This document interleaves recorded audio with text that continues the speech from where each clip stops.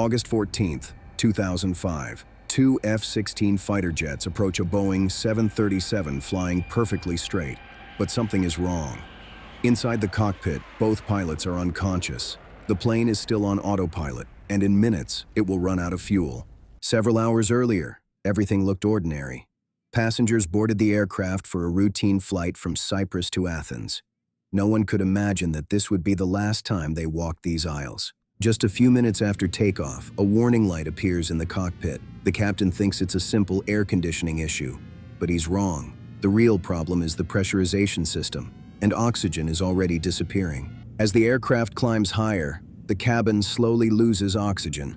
Passengers begin to feel tired, confused, and one by one, they start to drift into unconsciousness.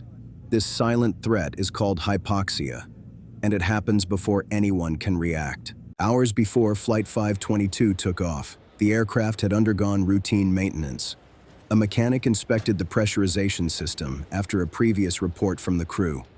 During the test, he switched the pressurization mode to manual, but after finishing the inspection, he simply forgot to turn it back to auto. This single oversight, a switch left in the wrong position, would become the root cause of the disaster. In the cockpit, everything looked normal, but the airplane was climbing without proper pressurization, and no one realized it. In the Athens Area Control Center, the morning traffic looks routine.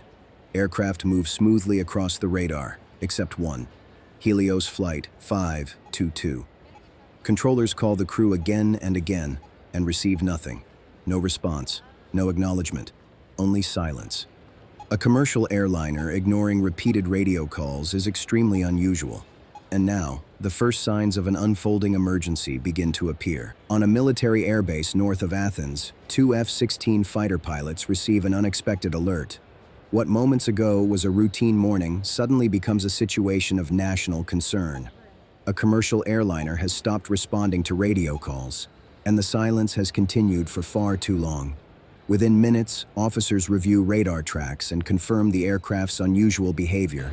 It's still climbing, still flying, but communicating with no one. The possibility of a technical failure or even a hijacking cannot be ruled out. And with every passing second, the risk level rises. The scramble order is issued. Ground crews sprint into motion, technicians clear the runway, and the pilots rush through their emergency launch sequence. Engines roar to life as the F-16s prepare for a rapid interception.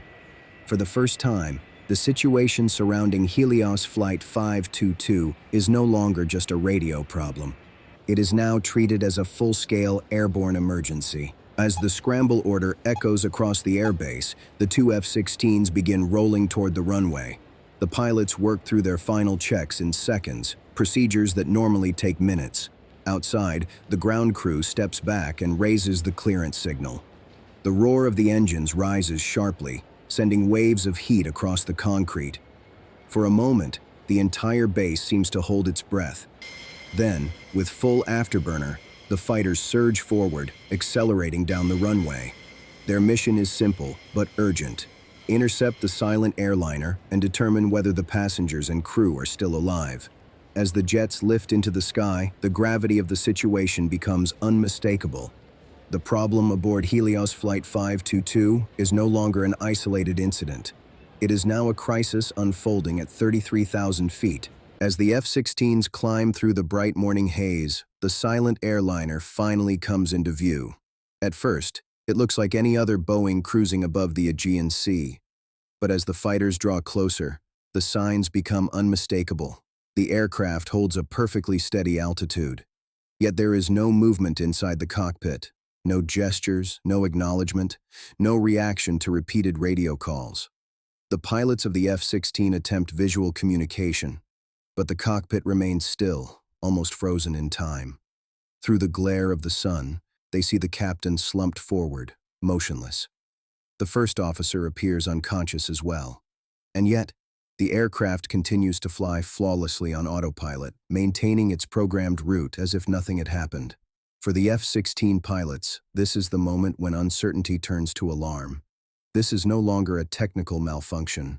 Something catastrophic is unfolding inside Helios Flight 522. and they are the first to witness it with their own eyes. As the F-16 pilots relay what they've seen, a chilling theory forms on the ground. The pressurization system of Helios Flight 522 may have failed shortly after takeoff. At 33,000 feet, the air is thin. Without proper oxygen, the human brain shuts down in minutes, sometimes in seconds.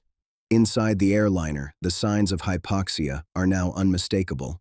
The cabin remains silent. Oxygen masks hang unused. Every passenger sits motionless, unaware of what has happened. The aircraft is still flying perfectly, but everyone on board has already slipped into unconsciousness. Yet in the midst of the stillness, a final movement emerges. A flight attendant, dazed and fighting the last traces of oxygen depletion, manages to reach the cockpit. He sits in the captain's seat, trying to regain control. Through the glare of the sun, the F-16 pilots watch him wave, pleading for help they cannot give. But time has run out. The fuel reserves are nearly empty. Moments later, one engine flames out. Silent at first, then the second follows. With no thrust, no pressurization, and no one left able to fly it, the Boeing begins a slow, inevitable descent. The F-16s remain by its side, powerless witnesses to the final minutes of a flight that has been drifting toward disaster from the moment its crew lost consciousness. As the Boeing 737 descends over the hills of Greece, its path becomes unmistakably final. The engines run on the last traces of fuel, and the F-16 pilots maintain formation, watching the silent cockpit with no way to intervene. A routine flight has turned into a tragedy, unfolding in slow motion. On the ground, controllers track the aircraft's diminishing altitude, while emergency teams move into position across the rugged terrain. There is little left to discuss, only to wait for the moment everyone knows is coming. At 12:03 p.m., the engines fall silent. The aircraft glides briefly, then disappears behind a ridge. Moments later, a flash marks the end of Helios Flight 522, followed by a distant plume of smoke. Rescue teams and investigators soon make their way across the hillside, documenting the wreckage piece by piece. What they find will shape aviation safety for years to come, a reminder of how quickly small failures can escalate when communication is lost, and how fragile a routine flight can become at cruising altitude